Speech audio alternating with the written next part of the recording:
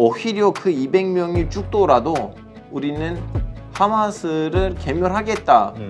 이스라엘이 역대급 아마 분노에 휩싸인 것 같아요. 이스라엘이 이때까지는 공식적으로 하마스랑 협상하진 않았어요. 항상 소환 지구에 있는 파타랑 했어요. 네. 그래서 하마스는 그걸 원하는 거는 확실해요. 하마스를 지지하는 팔레스타인 사람들하고 일반 팔레스타인 사람들의 마음이 다르죠. 왜냐하면 오늘 모신 분은 알파고의 지식램프 운영자죠. 알파고 신하 씨 기자님 모셨습니다. 안녕하세요. 네, 안녕하세요. 오랜만에 만났는데 우리 지난번에는 그 터키, 튀르키예의 선거와 관련해서 좀 여러 가지 변화되는 국제 정세 이야기를 나누는데 이번에는 또 이스라엘 중동에서 또 아주 큰 문제가 발생이 됐어요. 일단 이스라엘 팔레스타인 전쟁 이거와 관련해서 이스라엘은 어떤 피해를 감수하고라도 가자지구 지상전을 할 것이다. 이게 지금 분위기인 것 같아요. 이런 것을 바라보는 그 주변 중동 국가들, 아랍 국가들의 그 속내, 겉으로는 뭐 이러지만 그 속내도 과연 그럴까? 잘 모르겠어가지고. 근데 지난번에 있었던 이 납치 사건들도 있었어요. 이거 처음 아니고 예전에 이제 하마스라든가 헤즈볼라는 이스라엘 군인들을 납치한 적들이 있었는데 그럴 때는 이스라엘이 조금 더 그 2명 군인의 목숨, 그 3명 군인의 목숨을 너무 크게 생각하고 거기에 맞게 좀 그나마 협상하는 모습을 보여줬었는데 심각하게 이번에 원래 납치된 사람이 더 많잖아요. 200명 넘었잖아요. 오히려 그 200명이 죽더라도 우리는 하마스를 괴멸하겠다. 한번 직업받고 싸울 거다라는 그 모습을 졸저히 보여주는 걸 보니까 이스라엘이 역대급 아마 분노에 휩싸인 것 같아요. 그러니까 이번에 그 사실 이제 테러로 보는 분들이 많은데. 네, 아니 테러로 봐야죠. 왜냐면 민간인이 죽었잖아요. 그렇죠. 근데 이제 또 그쪽은 자기네는 전쟁이라고 얘기를 하니까.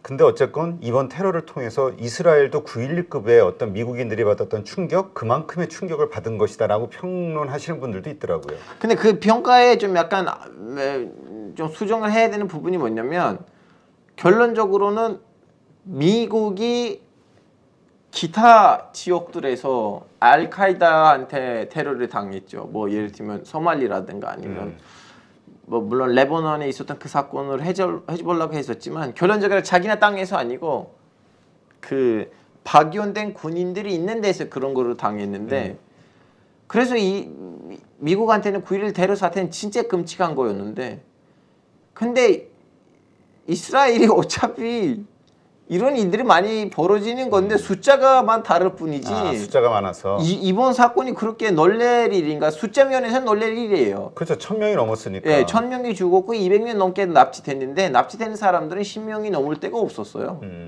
그래서 죽은 사람들도 이렇게 1000명 넘을 때가 없었는데 숫자로 봤을 땐 놀랄 일이지 숫자를 줄이면 어차피 몇 년에 한 번씩 일어나는 일이에요. 근데 이번에 어쨌든 많은 그 국가들이 이스라엘의 입장을 동정하는 그런 논평들을 한 게 좀 사실 민간인들에 대한 학살이었으니까. 근데 이 자체에 대해서 중동 사람들은 정말 그런 어떤 생각을 하고 있는지 아니면 하마스가 그럴만하다라고 생각하고 이제 그들의 생각, 중동 사람들의 생각이 좀 궁금하긴 해요. 일단 이 문제를 두 개로 분리시켜야 돼요. 일단은 행동, 그리고 행동을 하는 행위자. 일단 행동에 대해서는 다들 비판적이에요. 왜냐하면 민간인을 죽이진 않았어요. 그동안 그 독립운동이라고 봐야 된다면 물론 예전에는 하마스는 93년 이후로부터는 민간인 상대로 뭘 했어요. 그거는 사람들이 이미 알고 있었던 내용인데 그러다 보니까 하마스의 그 행동 때문에는 사실은 인기가 없었고 사람들도 규탄했고 그것 때문에 사람들이 일단은 이 행동을 규탄했습니다. 중동에 있는 아랍 무슬림들도 규탄했고 그리고 행위자 하마스에 대해서 얘기를 하자면 하마스도 자기네 지역에서는 그렇게 인기가 있는 그 외교적으로 봤을 때 인기 있는 단체가 아닌 이유가 뭐냐면 하마스의 뿌리는 이집트에서 시작됐던 무슬림 형제단이라는 운동입니다. 근데 무슬림 형제단은 거의 죽었어요. 그래서 어차피 이제 본사가 망했기 때문에 지부가 독립하는 그런 비유이긴 한데 근데 하마스의 그 배경 때문에는 이미 중동 아랍 국가들이 하마스를 그렇게 좀 항상 비주류로 보고 악수 안 하려고 그렇고 그래서 하마스는 이란이랑 손을 잡은 건데 그러다 보니까 또 두 번째 행위자 때문에 또 규탄하는 부분이 있고 절대로 하마스 뭘 해도 인정하진 않아요. 주변 국가들이. 근데 이제 환경으로 넘어가면 이런 행동을 누구 하든 간에 사람들이 어느 정도 이해가 하는가 뭐냐면 이 가자 지구라는 거는 이제 너무나 좁은 구역에다가 230만 명 넘게 사람이 살고 있고 그 사람들은 어떻게 보면 하나 교도소이거든요. 그 사람들의 좀 약간 심리도 우리 일반인들의 심리랑 달라요. 왜냐면 태어났는데 그래 나의 삶의 의미가 뭐예요? 어차피 나는 이 구역 밖에 못 나갔는데. 그리고 우리는 팔레스타인이라고 하긴 한데 팔레스타인 땅이 두 개예요. 가자 지구하고 소안 지구인데 이 사람들은 가자 지구에서 소안 지구가 못 가요. 이스라엘 군인들이 진짜 제대로 된 이유가 없으면 거기 있는 그 일반인 시민이어도 밖에 못 내려고 하거든요. 아, 통행증 같은 게 있어야 되나 보죠? 통행증이 있어도 동행 사유가 있어야 돼요. 아. 일단은 동행증은 발부가 된 상황이 되어야 되고 그 이후로부터 갈 때마다는 동행 사유 서류를 제출해야 되는데 그때 이제 그 심사하는 사람의 마음이에요.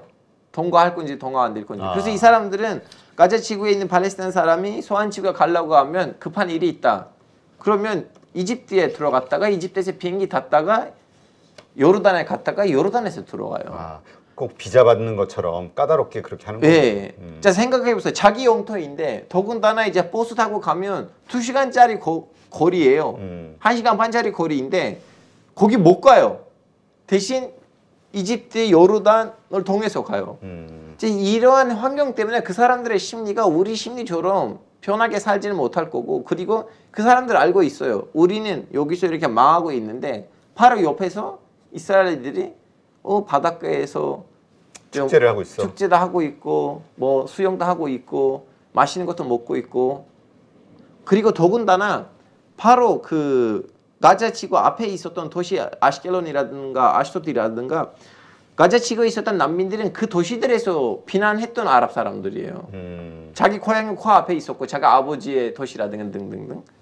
그러다 보니까 그 이러한 행동들은 항상 있어 왔었고 반복됐었고 아랍 국가들도 이 행동을 누가 이렇게 하게끔 만드냐. 이스라엘이 자기 맺었던 93년 평화협정을 본인이 사인을 했는데 본인이 지금 실행 안 하고 있다. 그러면 팔레스타인 애들이 이렇게 저항을 하면 좀 이스라엘의 책임이 있는 거 아닌가라는 이제 문제 제기를 하는 거죠. 그럼 이스라엘이 그럼 그 조약을 어기고 그렇게 하는 데는 또 이스라엘만의 이유가 있겠죠? 그렇죠. 이스라엘에서 그 조약을 맺은 사람들은 이스라엘 측으로 따지면 진보 계열이고 근데 왠지 중간에 진보 계열의 정권을 잡아서 사인을 할 줄 아는데 사람들이 사실 이스라엘을 진보 사람들이 만들었어요.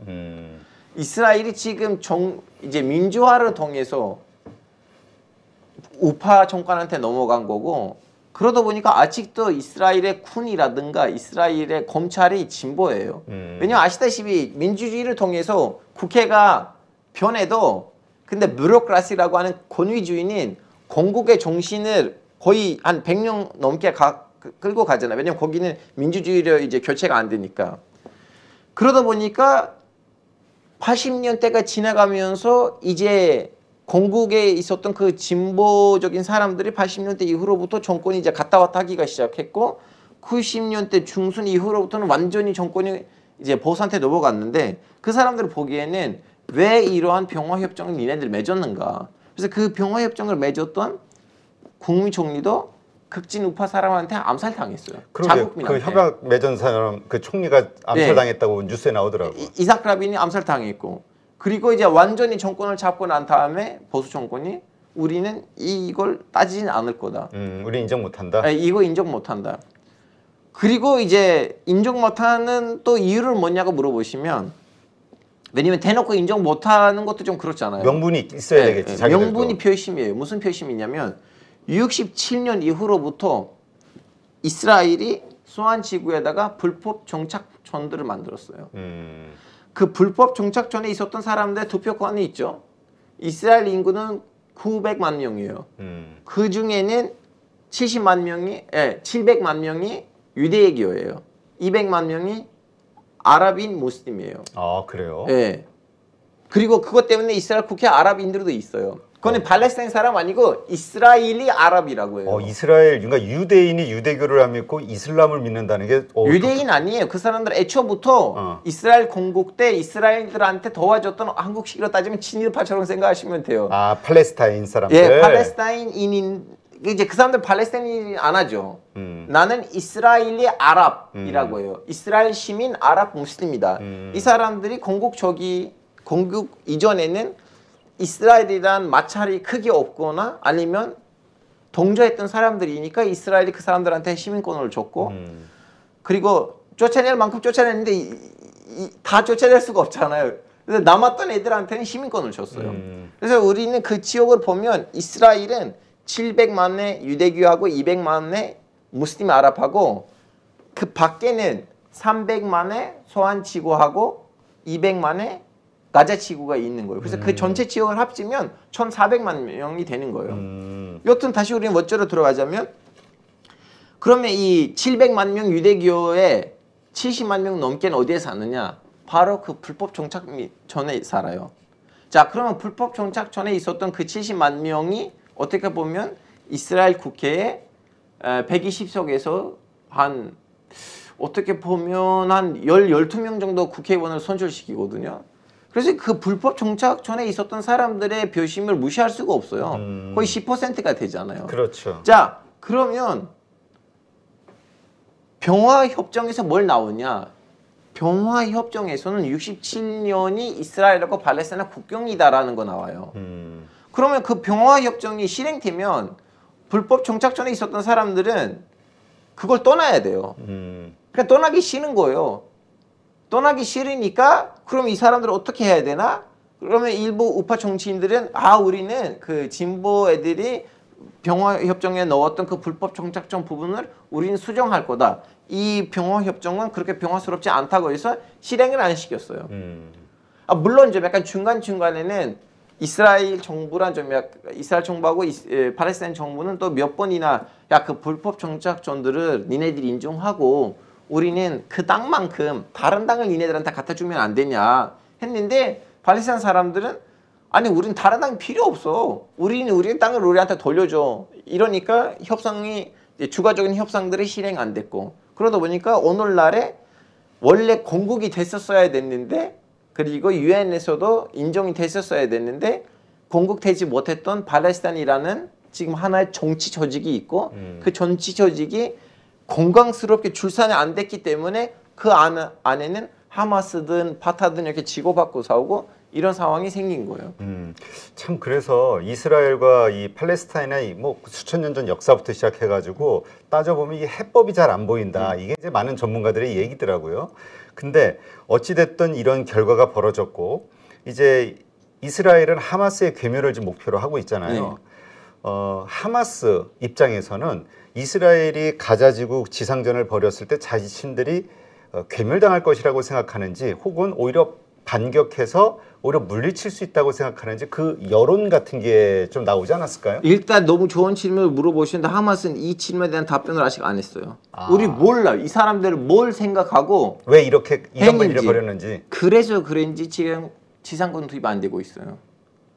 아니 왜냐하면 딱 봐도 이런 일을 저질리면 이스라엘 지상군 투입을 할 건지 뻔한데 그리고 그 예전에 있었던 지상군 투입보다 훨씬 더 강력하게 지상군 투입을 할 건데 그리고 이스라엘의 전투력, 국방력은 뭐 워낙 세계적으로 유명하니까. 근데 이제 여기에다가 무엇을 생각하고 하마스가 이걸 저질린지 모르니까 혹시 이스라엘을 끌어당기고 다음에 북방에서 헤즈볼라가 들어갈 것인지 아니면 이스라엘이 들어오게끔 하면서 그 앞에다가 이제 200명의 그 인질을 방패를 쓸 것인지 이거 다 물음표이다 보니까 이스라엘도 지금 사실은 고민하고 있으니까 안 들어가는 거잖아요. 그래서 하마스가 무엇을 원하는지도 모르겠어요. 근데 확실한 거는 그거예요. 하마스는 이스라엘이란 같은 테이블에다가 인정을 받은 채 좀 약간 앉아보고 싶은 거예요. 왜냐면 이스라엘이 이때까지는 공식적으로 하마스랑 협상하지는 않았어요.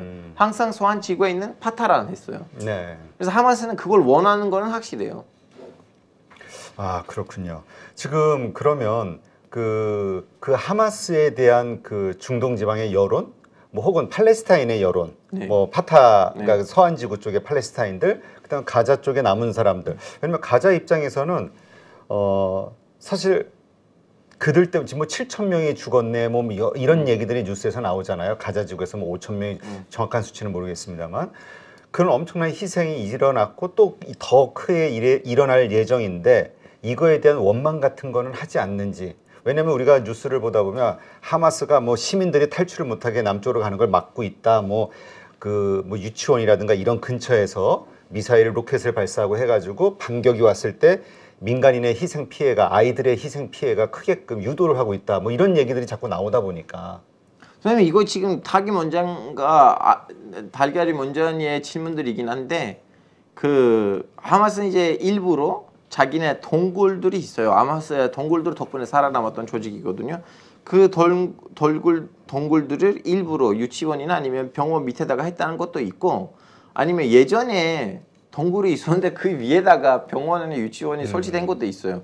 어차피 너무나 좁은 땅이니까 뭔가 먼저인지가 물음표예요. 그리고 하마스가 가지 말라고 하는 얘기를 해요. 근데 가지 말라고 하는 얘기는 하마스가 그 시민들을 방패로 쓰고 싶은 부분도 있어요. 근데 동시에 이것도 있어요. 시민들이 가면 다시 들어오지 않을 건지도 사람들 알아요. 아, 이제 가자기는 안 산다. 거기. 아니, 왜냐면 예전에도 그랬잖아요. 자기네 땅을 떠났다가 다시 못 들어가는 상황이고 또 2차 난민이 될 건데 죽더라도 여기서 자기네 땅을 지켜라. 니네들 한번 자기네 땅을 지키지 못해서 지금 우리 땅이 이렇게 축소된 건데 그럼 2차 난민이 되고 싶으냐? 뭐 이런 상황이에요.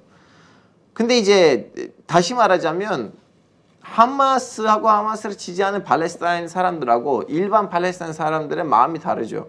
왜냐하면 팔레스타인 사람들의 대다수는 아무리 나는 이스라엘을 꼴보기 싫어도 민간인 상대로 공격이 없었으면 한다는 그 마음이 어느 정도 이제 절대적 가반수로 봐야 되죠. 지금 그러면 어쨌건 이제 지상전이 벌어지게 되면 이제 엄청난 피해가 나올 건데 그렇게 됐을 때 그럼 이란이라든가 헤즈볼라라든가 이런 쪽에서 가만히 보고만 있을 것이냐 이거와 관련해서도 세계 국제전 그 여론이 좀 나뉘어지더라고요. 선생님 일단 헤즈볼라하고 이란이 다른 케이스예요. 헤즈볼라는 한 나라에 있는 한 무기를 들고 있는 정치 전당이고 근데 이란이 나라예요. 그렇죠. 이란이 지금 좀 계산해야 되는 것들이 더 많고 헤즈볼라는 계산할 것들은 덜 돼 있거든요.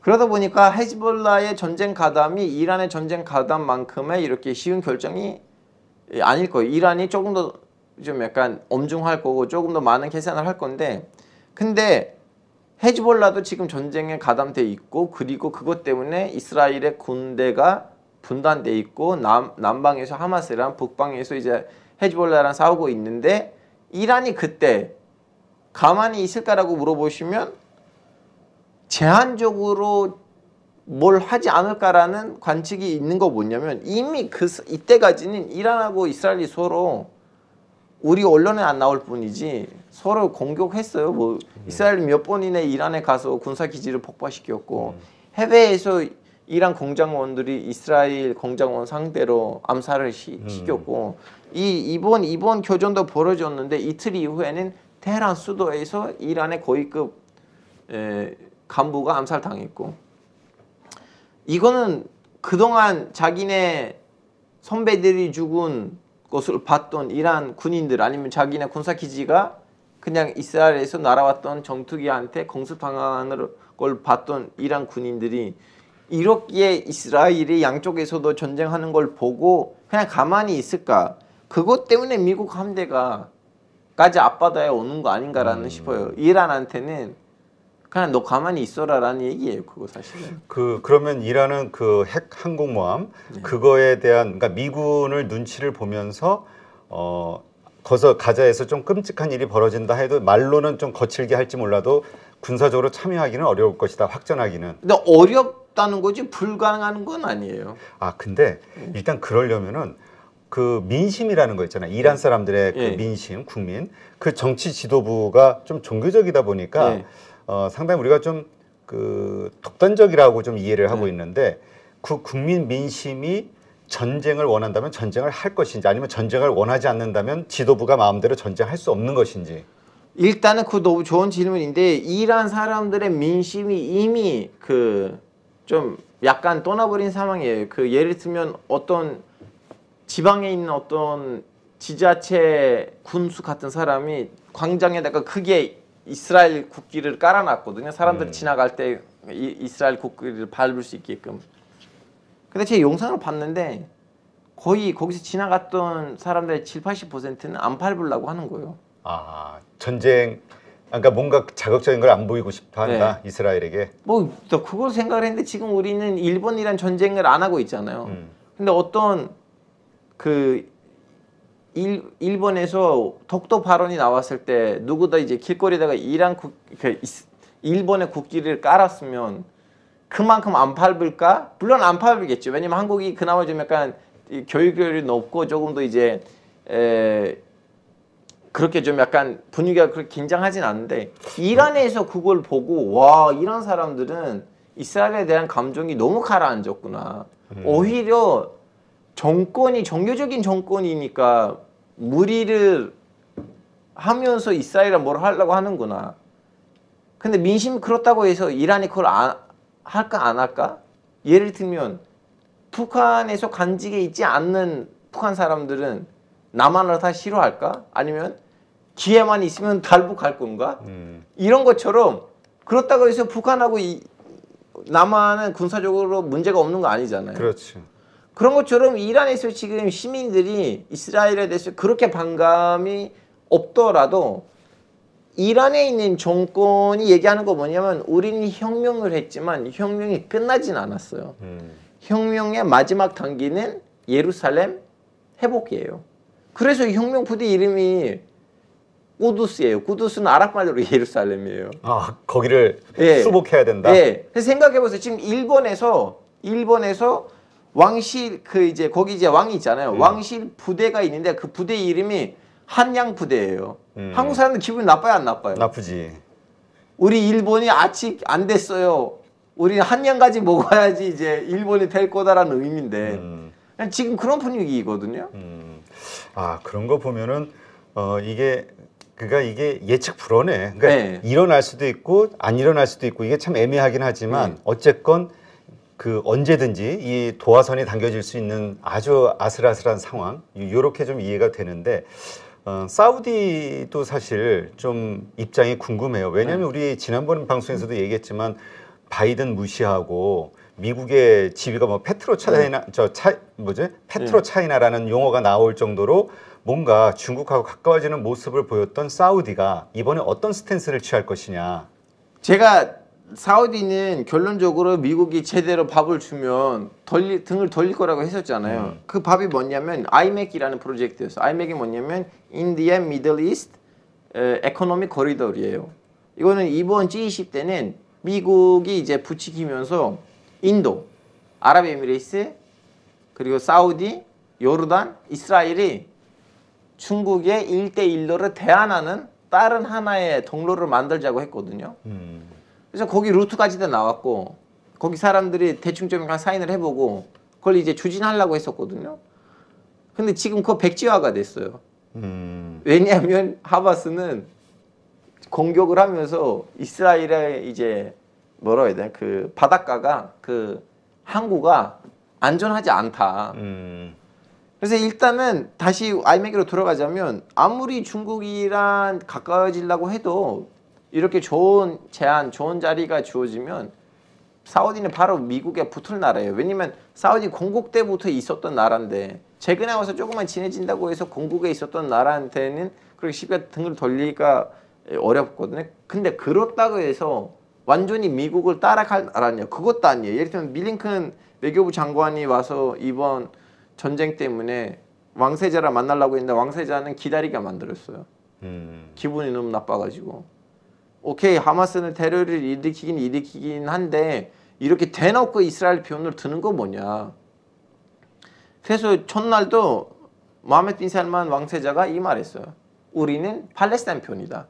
그렇지. 예, 그냥 하마스 편이라고는 하지는 않았어요. 근데 그렇게 하고 또 파타 정부에다 저 서한 지구 지도자한테 전화를 한 거잖아요. 네. 근데 이것도 우리가 알아야 될 거 뭐냐면 소안 지구에 있는 이제 파타 정당의 당 대표이자 팔레스타인의 대통령인 모하메드 아바스는 제 보기엔 더 이상 그분이 뭐 실효권이 있나 모르겠어요. 아, 힘 영향력이 없어요?